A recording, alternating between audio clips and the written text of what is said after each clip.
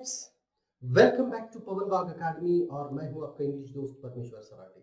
दोस्तों चलिए अब हम पहुंच चुके हैं क्लास 11 के लास्ट यूनिट की ओर, जो कि है यूनिट 4.3 एक्सट्रैक्ट ऑफ ड्रामा। इसमें दो ड्रामा, इंग्लिश के जो ड्रामा है उनका एक्सट्रैक्ट इसमें है और उन्हीं दो ड्रामों का ड्रामास का हमको अभ्यास करना है, उनके बारे में हमको जानना है। तो ये दो ड्रामा कौन से हैं ये पहले मैं आपको बता देता हूँ। पहला एक एज सेक्शन है, वो है मिड समर नाइट्स ड्रीम, जो कि एक कॉमेडी जिसको कहा जाता है, विलियम शेक्सपियर द्वारा लिखित है। और दूसरा है an enemy of the people, जो कि हेनरिक इब्सन द्वारा लिखित है।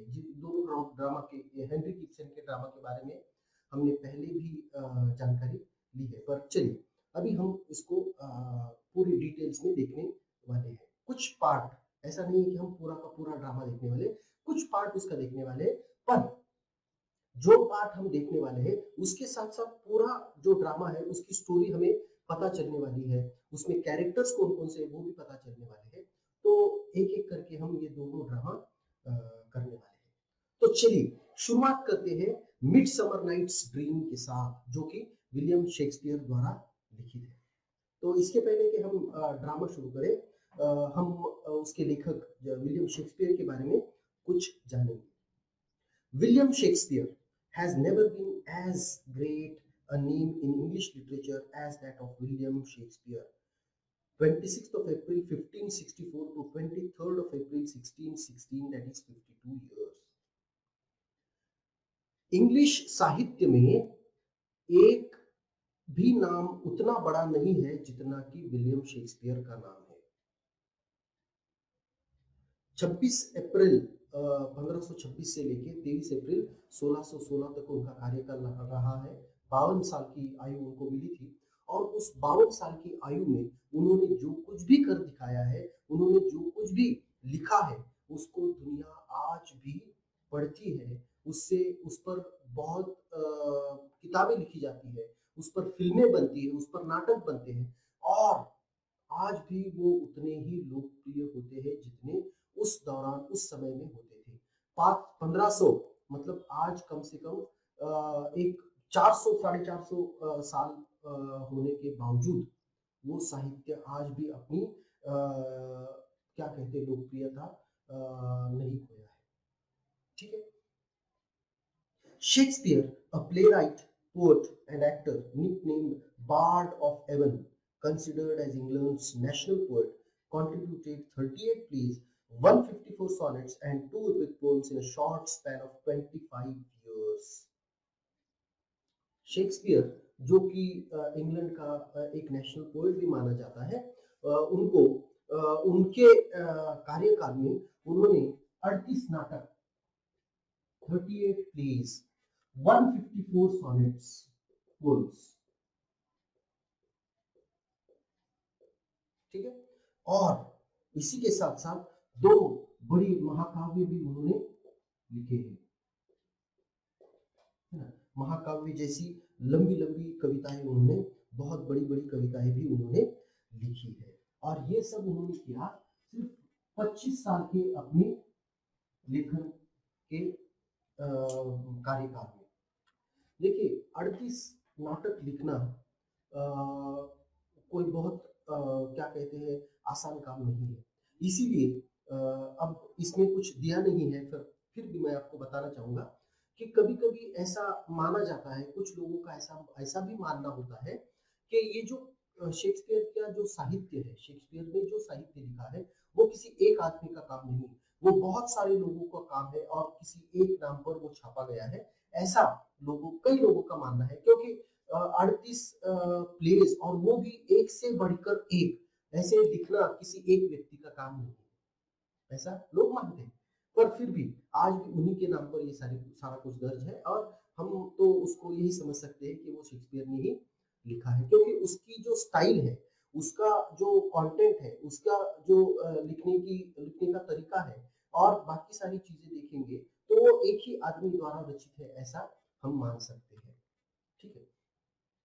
तो शेक्सपियर क्या नहीं थे, वो एक लेखक थे, वो एक कवि थे, वो एक एक्टर भी थे, वो कलाकार भी थे, वो नाटकों में अलग अलग रोल्स किया करते थे और उनको एक अलग नाम से, जिसको कहते थे बार्ड ऑफ एवन।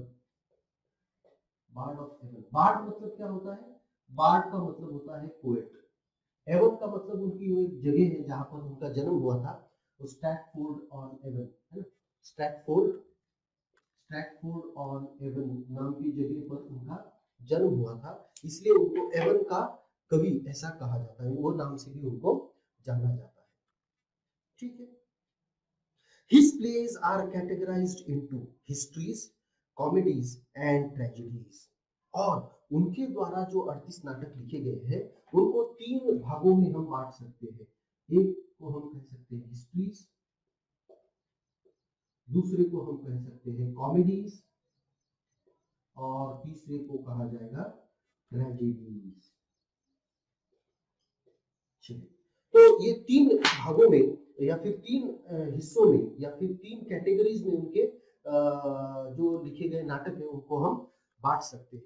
यहाँ पर एक बहुत ही महत्वपूर्ण बात भी मैं आपको बताना चाहूंगा कि इंग्लिश के जो सबसे महान 4 ट्रेजेडीज बताई जाती है ना, इंग्लिश साहित्य में 4 सबसे खूबसूरत ट्रेजेडीज मानी जाती है। उन चारों में वो चारों जो ट्रेजेडीज है वो चारों के चारों ट्रेजेडीज विलियम शेक्सपियर ने लिखी है। उसको कहा जाता है 4 ग्रेट ट्रेजेडीज। उनको कहा जाता है 4 ग्रेट ट्रेजेडीज और ये चारों के चारों विलियम शेक्सपियर ने लिखी है। अब वो कौन कौन सी है ये भी एक बार मैं आपको बता देता हूँ। पहली है मैकबेथ, दूसरा है ओथेलो, तीसरा है हैमलेट और चौथा है किंग लियर।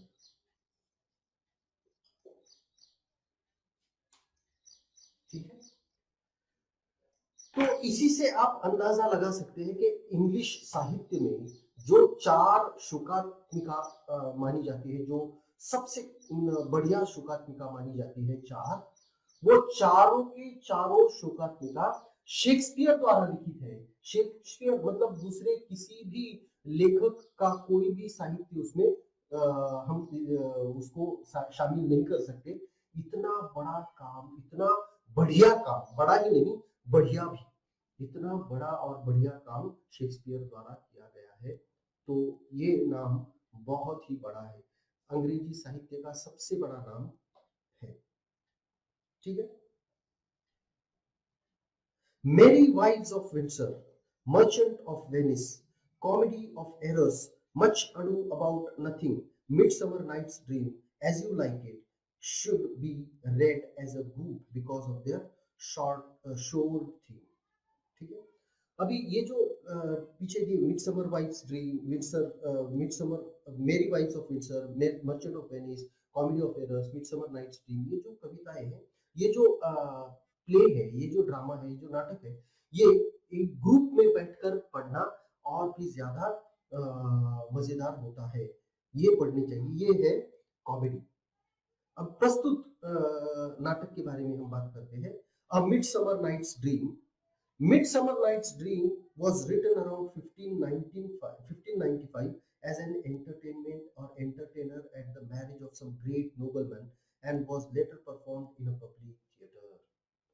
अब ये जो प्रस्तुत नाटक है A Midsummer Night's Dream, ये नाटक 1595 के आसपास में माना जाता है कि लिखा गया है और वो भी एक किसी बहुत बड़े व्यक्ति के शादी में प्रस्तुत करने के लिए लिखा गया था और बाद में उसको लोगों के सामने थिएटर में प्रस्तुत किया गया था। It embodies the Elizabethan era which believed in witches and spirits, an inevitable part of this drama. और ये जो नाटक है इसमें जिसको हम कहते हैं भूत है ना, इसमें हम कहते हैं उन सभी जादू, काला जादू, भूत, प्रेत, इन सभी जो एलिजाबेथन एज में मान्यताएं थी, वो लोग उस समय के लोग इन सारी चीजों में इन सारी चीजों को मानते थे, इन सारी चीजों में विश्वास करते थे।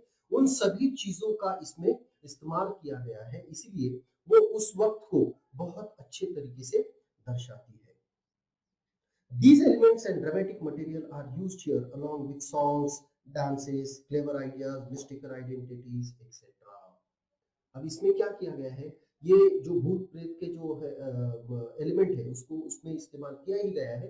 उसके साथ साथ उसमें कुछ गाने हैं, कुछ डांस भी उसमें किया गया है। उसके बाद में बहुत उम्दा आइडियाज उसमें यूज की गई है, और उसी के साथ साथ इसमें मिस्टेकन आइडेंटिटीज का फॉर्मूला भी इस्तेमाल किया गया है। मिस्टेकन आइडेंटिटीज क्या होता है कि किसी और को कोई और समझ लेना, इस तरह से, है ना, उसको कॉमेडी ऑफ एरर्स भी ऐसा कहा जाता है। The play forces the reader to land into the beautiful land of imagination. और जब हम ये पढ़ते हैं तो पढ़ने वाले को वो बहुत ही आसानी से उस लैंड ऑफ इमेजिनेशन जिसको कहते हैं, एक जो जगह है, जो काल्पनिक जगह है, उस जगह पर ले जाने में सफल रहता है। Where all the adventures seem possible in its fictitious fairy world। और ये ऐसी काल्पनिक जगह है जहां पर सभी जादुई चीजें, चमत्कारिक चीजें बिल्कुल संभव हो सकती है, ऐसे हमें लगता है और हम भी उस पर विश्वास करने लग जाते हैं। By the end of the play, Shakespeare makes us think about the way human beings think, act, and love, once again underlining his deeper awareness of human nature। और ये जो नाटक है, ये खत्म होते होते शेक्सपियर हमें मानव के द्वारा जो जो कुछ भी भावनाएं हैं, मानव की जो भावनाएं हैं, उनके बारे में सोचने पर हमें फिर से मजबूर कर देते हैं। किस तरह से इंसान प्यार करता है, किस तरह से बर्ताव करता है, इन सारी चीजों को वो हमें फिर से सोचने पर मजबूर कर देते हैं। और इसी में उनकी ताकत है, क्योंकि उनका हर एक चीज, उनके द्वारा लिखी गई हर एक चीज ये मानवीय स्वभाव को दर्शाती है। उनके हर एक चीज के बेस में, मतलब उन्हीं मानवीय स्वभाव के बेस पर आधारित ही सारी चीजें उन्होंने अपने जीवन में लिखी है। तो मानवीय स्वभाव हर एक चीज का क्या कह सकते हैं, बेस होता है उनके लेखन में, और इसमें भी वो बिल्कुल भी नहीं बदला है, इसमें भी वही उन्होंने किया है। तो चलिए फिर आगे बढ़ते हैं कि ये मिडसमर नाइट्स ड्रीम, इसकी थीम क्या है, इसमें क्या क्या चीजें आती है, ये हमें भी देखना है। इसकी थीम क्या है? A dominant theme in a midsummer night's dream is love. इसकी थीम क्या है? डोमिनेंट थीम क्या है? लव। ठीक है। Shakespeare tries to portray how people tend to fall in love with those who appear beautiful to them। और Shakespeare हमें यहाँ पर ये दर्शाना चाहते हैं कि किस तरह से हम लोग जो भी कुछ हमें सुंदर दिखाई देता है उसके प्यार में पड़ जाते हैं। Though attraction towards beauty might appear to be love, but real love is much more than mere physical attraction। और यहाँ पर हमें वो दर्शाते हैं, हमें ये बताना चाहते हैं कि भले ही एक आकर्षण, हमें पहले शुरुआत में वो आकर्षण ही हमें प्यार लगता है, पर आकर्षण का मतलब प्यार नहीं होता। प्यार आकर्षण से कई ज्यादा गहरा होता है, ऐसा वो इस प्ले से, इस नाटक से हमें समझाना चाहते हैं। ठीक है। चलिए, the plot of the play. अभी ये प्लॉट, जो प्ले का प्लॉट है, वो थोड़ा सा कंफ्यूजिंग है, वो थोड़ा सा कॉम्प्लेक्स है, इसीलिए इसको बहुत ध्यान से हमें सुनना चाहिए। पर इसके पहले कि हम ये जो प्लॉट के बारे में जाने, हम जानना चाहेंगे इसके जितने भी पात्र हैं उनके बारे में। ठीक है।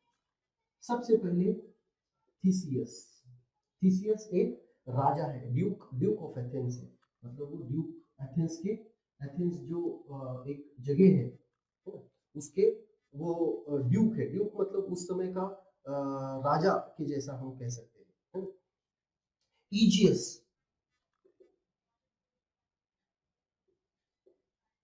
ईजियस हर्मिया के फादर है ना, ईजियस है।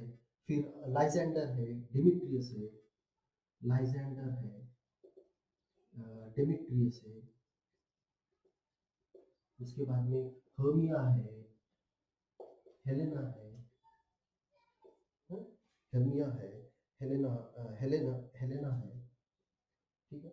उसके बाद में बाकी छोटे छोटे कैरेक्टर्स भी बहुत सारे हैं, पर ये मेन कैरेक्टर्स है। हमें ये चीजें, हाँ इससे और एक बहुत है, वो है हिप्पोलिटा, हिप्पोलिटा, ओके। और ये थीसियस है, ड्यूक है, ड्यूक हिप्पोलिटा और थीसियस, ड्यूक थीसियस और हिप्पोलिटा की शादी तय हो चुकी है। ये ऐसे शुरुआत में हमें बताया जाता है। इन द पैलेस, अभी ये प्लॉट कैसे धीरे धीरे सामने उभर कर आता है, इसके बारे में हम जानने वाले हैं, ठीक है। In the palace, Theseus wins Hippolyta in war. Athens का और किसी और राज्य का युद्ध होता है और उस युद्ध में हिप्पोलिटा को थीसियस जीत जाता है, ठीक है। They are to be married with great pomp in 4 days time, और उनकी दोनों की शादी तय हो चुकी है और बड़ी धूमधाम से उनकी शादी होने वाली है। 4 ही दिन में उनकी शादी होने वाली है। He instructs Philostrate to arrange for the celebration with great revelry. और फिलोस्ट्रेट उसका जो एक सैनिक है, सेनापति है, उनको उसको थीसियस कहता है कि तुम शादी की तैयारियां करो और ये शादी बड़ी ही धूमधाम से होनी चाहिए, बहुत ही आनंद हमारे एथेंस में होना चाहिए। Aegeus marches with Hermia, Lysander, Demetrius to complain that Hermia disobeys him and stubbornly refuses to marry Demetrius and is in love with Lysander. अब क्या होता है, ईजियस है, हर्मिया है, लाइजेंडर है, डिमिट्रियस है, ये 4 लोग उस महल में आ रहे हैं। ईजियस कौन है, हर्मिया के पिता है, ठीक है। हर्मिया के पिता है ईजियस। ईजियस हर्मिया को साथ लेकर लाइजेंडर और डिमिट्रियस दोनों को लेकर के वो महल में आते हैं और वो कंप्लेन करते हैं। वो अपनी हर्मिया के बारे में वो एक थीसियस को एक बात बताते हैं कि भाई ये मेरी बात नहीं सुन रही है ना। To complain that Hermia disobeys him and stubbornly refuses to marry Demetrius. और उनकी जो एक तकरार है वो क्या है, वो कहते हैं कि हर्मिया मेरी बात नहीं सुन रही है, वो मेरी बात सुन नहीं रही है कि मैंने उसकी शादी डिमिट्रियस के साथ तय की है, पर वो डिमिट्रियस के साथ शादी नहीं करूंगी ऐसा मुझे कह रही है और मेरे आदेश का वो उल्लंघन कर रही है। And is in love with Lysander, पर वो शादी के लिए मना क्यों कर रही है, क्योंकि उसका कहना है कि वो लाइजेंडर के साथ प्यार में है, लाइजेंडर से वो प्यार करती है और इसीलिए वो डिमिट्रियस के साथ शादी नहीं करना चाहती। ऐसा ईजियस थीसियस को बताते हैं। वो कहते हैं कि भाई सुनो, अभी आप ही कुछ करो, मेरी बेटी मेरी बात नहीं सुन रही है, मैंने उसकी शादी डिमिट्रियस के साथ तय की है, पर वो डिमिट्रियस के साथ शादी नहीं करना चाहती क्योंकि वो लाइजेंडर से प्यार करती है। The Duke Theseus urges her to obey her father, but she refuses him. पहले तो ड्यूक उसको समझाने की कोशिश करती है कि भाई नहीं, तुम्हें तुम्हारे पिताजी की बात सुननी चाहिए और डिमिट्रियस के साथ शादी करनी चाहिए, पर वो किसी भी तरह वो ड्यूक की बात नहीं मानती, थीसियस की बात नहीं मानती है। हर्मिया उसे इनकार कर देती है कि नहीं, मैं आपकी बात नहीं सुनूंगी, मैं लाइजेंडर से प्यार करती हूँ, इसलिए मैं डिमिट्रियस के साथ शादी नहीं करूंगी। The Duke gives her 3 alternatives to marry Demetrius or become a nun or to suffer a death sentence. और फिर थीसियस आखिर में अपने ड्यूक के अवतार में आ जाते हैं, अपने ड्यूक के रूप में आ जाते हैं, राजा के रूप में आ जाते हैं और उससे कहते हैं देखो मैं तुम्हें 3 पर्याय देता हूँ, एक तो डिमिट्रियस के साथ शादी कर लो, दूसरा नहीं तो फिर नन बनकर चर्च में रहो, या फिर तीसरा मौत की सजा। इसमें से तुम्हें कुछ भी चुनना होगा। The Duke of Athens, Theseus, gives her time to think this over until the day of his own marriage. और ड्यूक उससे कहता है ठीक है, 4 दिन बाद मेरी शादी है, तो तुम्हें मैं 4 दिन का समय देता हूँ, इन तीनों में से जो कुछ भी तुम्हें चाहिए वो तुम चुन सकती हो। तुम्हें डेथ चाहिए तो डेथ चुनो, नन होना है तो नन बनो, या फिर डिमिट्रियस से शादी कर लो। Lysander and Hermia decide to elope to the woods and get married. और फिर ये हो जाता है। फिर लाइजेंडर और हर्मिया दोनों एक दूसरे से प्यार करते हैं, इसलिए वो सोचते हैं कि ठीक है, हम दोनों भी जंगल में भाग जाएंगे और वहां पर शादी करेंगे। Demetrius, who used to love Helena, that is Hermia's friend, has rejected her love and is now interested in Hermia. देखो पासे कैसे पलट जाते हैं। डिमिट्रियस पहले हेलेना जो हर्मिया की दोस्त थी उससे वो प्यार करता है, पर उसका प्यार वो ठुकरा देता है और अब वो हर्मिया से शादी करना चाहता है, हेलेना से नहीं। Hermia reveals her secret plan to her. Hermia reveals her secret plan to her dear friend Helena in order to comfort her. और हर्मिया क्या करती है? हर्मिया अपने दोस्त हेलेना को उनका जो प्लान है भाग जाने का, लाइजेंडर का और उसका जंगल में भाग जाने का जो प्लान है, वो प्लान अपने दोस्त हेलेना को बता देती है। कौन? Hermia. Hermia has made a last-ditch attempt to win back the love of Demetrius for Helena, who reveals to Demetrius that Hermia plans an elopement with Lysander to the woods. ठीक है, Hermia एक आखिरी कोशिश के तौर पर Demetrius को बताती है कि भाई देखो, मैं तो लाइजेंडर के साथ जंगल में भागकर वहां पर शादी करने वाली हूँ, तुम हेलेना का प्यार स्वीकार करो और दोनों शादी कर लो। पर जब वो उसे प्लान मतलब खुद नहीं बताती, ऐसा प्लान उसको किसी के जरिए बताने की कोशिश करती है, तो डिमिट्रियस क्या करता है? डिमिट्रियस हर्मिया का पीछा करना चाहता है और हेलेना डिमिट्रियस का पीछा करना चाहता है। ठीक है, इस तरह से वो होता है कि अभी हर्मिया और लाइजेंडर दोनों जंगल में जाने वाले हैं, उनका पीछा करने वाला है डिमिट्रियस का पीछा करने वाली हेलेना, और वो सभी के सभी जंगल में जाने वाले हैं। अब क्वींस कॉटेज के पास दूसरी घटना घटती है। A group of workmen from Athens wish to perform a play at the Duke's wedding.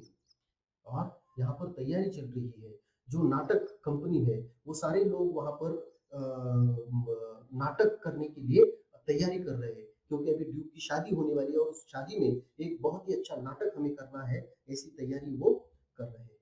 Queen's is in charge of the direction, और क्वींस जो है उसका जो घर है वहां पर सभी लोग बैठे हैं और उसको इसका इंचार्ज बनाया गया है कि ये नाटक तुम्हें वहां पर करना है, इसका डायरेक्शन तुमको करना है। Production and rehearsal of the play, इसका नाटक का डायरेक्शन तुमको करना है, उसकी तैयारी तुम्हें करनी है और वो वहां पर तुम्हें परफॉर्म कर देना है। Bottom one of the over enthusiastic talkative and self-appointed active worker from the group wants to play every role of the play, Pyramus and Thisbe. ठीक है, अब बॉटम नाम का एक शख्स है जिसको इस नाटक के सारे पात्र करने हैं, वो कहता है कि मुझे सारे ही पात्र करने हैं, एंड पायरमस और थिस्बी का पात्र भी उसको ही करना है।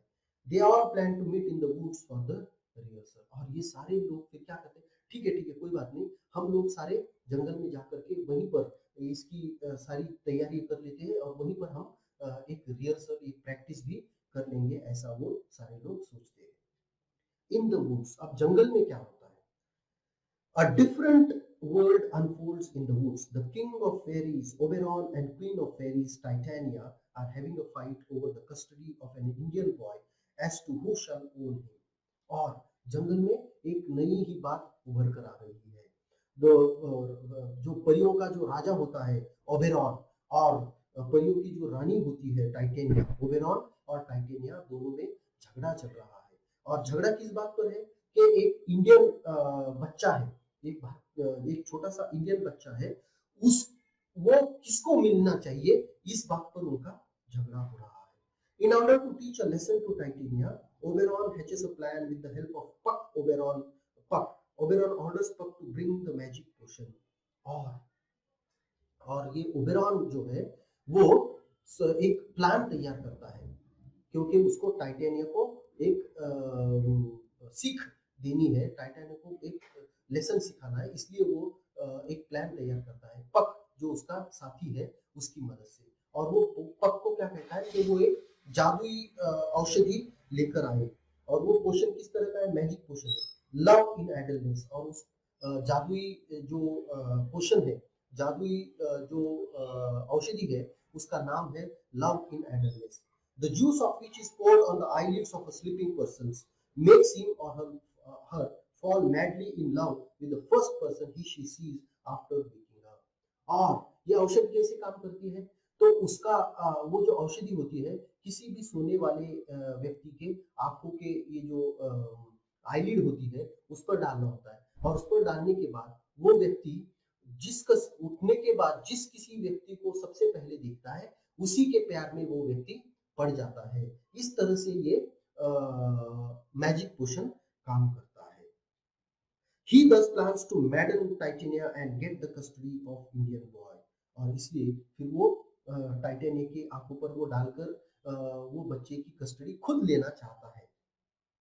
Now you can very well imagine what tricks Puck, a mischief spirit, is going to play with the magic potion in the forest.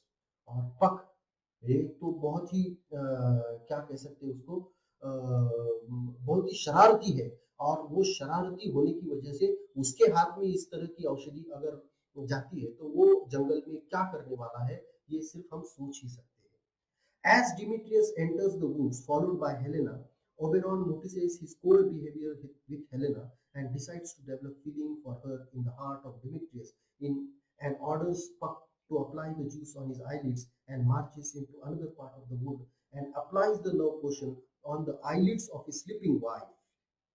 अब ये ओबेरॉन और पक, ये दोनों जो होते हैं वो जंगल में जाते हैं और वो देखते हैं कि डिमिट्रियस आ रहा है, डिमिट्रियस के पीछे हेलेना आ रही है, पर ये जो डिमिट्रियस है वो हेलेना से बहुत ही रूडली बात कर रहा है, उसको बिल्कुल भी अच्छी तरह से वो बात नहीं कर रहा है. तो जब वो देखता है कि डिमिट्रियस उससे अच्छी तरह से बात नहीं कर रहा है, जब ओबेरॉन ये देखता है तो वो पक से कहता है कि तुम जाकर के इसके आंखों पर ये दवाई लगा दो, डिमिट्रियस की आंखों पर, ताकि उसके दिल में इस लड़की के लिए प्यार उमड़ आए. और फिर वहां से वो दूसरी जगह जाते हैं और वो अपनी बीवी के आंखों पर भी वो चीज लगाने के लिए कहता है. Soon arise the eloping couple. Tired, they two sleep in the same wood. Taking Lysander for Demetrius, Puck squeezes the juice on his eyelids. Helena, who enters the wood following Demetrius, proves to be the first person Lysander sees after waking up and falls in love with her instantly. पर बाद में क्या होता है कि वो लाइजेंडर और Hermia भी आ रही है और वो दोनों थक चुके हैं और वो एक पेड़ के नीचे सो जाते हैं. अब वो लाइजेंडर को ही डिमिट्रियस समझ लेता है, पक जो होता है वो लाइजेंडर को डिमिट्रियस समझ लेता है और लाइजेंडर की आंखों पर ही वो दवाई डाल देता है. और जब वो दवाई डाल देता है उसकी आंखों पर, तो हेलेना और डिमिट्रियस आ रहे हैं और लाइजेंडर सबसे पहले हेलेना को ही देखता है और हेलेना के प्यार में पड़ जाता है. Puck, who is appalled by the awful acting of Bottom, bewitches him by transforming his head into that of an ass. और इधर हम देख रहे हैं कि यहाँ पर वो इसकी तैयारी भी चल रही है नाटक की, और वो देखता है, पक देखता है कि बॉटम जो है वो बहुत ही भद्दी एक्टिंग कर रहा है, कुछ भी अच्छी एक्टिंग नहीं कर रहा है. ये देख करके वो उसका सर जो होता है वो गधे के सर में तब्दील कर देता है, तो वो गधे के सर वाला व्यक्ति हो जाता है. Titania sees ass-headed Bottom and one can guess the result. और टाइटेनिया एक गधे के सर वाला व्यक्ति देखती है और टाइटेनिया देखकर हम समझ सकते हैं कि क्या हो रहा है, क्योंकि उसके आंखों पर भी वो दवाई लगी है. तो वो भी टाइटेनिया भी फिर बॉटम के प्यार में पड़ जाती है. ठीक है, तो ये सारी गुत्थी उलझ कर रह गई है. तो देखते हैं अगले वीडियो में कि इससे क्या आगे होने वाला है. ठीक है, आशा करता हूँ ये वीडियो आपको पसंद आया होगा. पसंद आया है तो इसको लाइक जरूर कीजिएगा, दोस्तों के साथ शेयर करना मत भूलिएगा और पवन बाग अकेडमी को सब्सक्राइब करिएगा. Thank you very much. Good bye.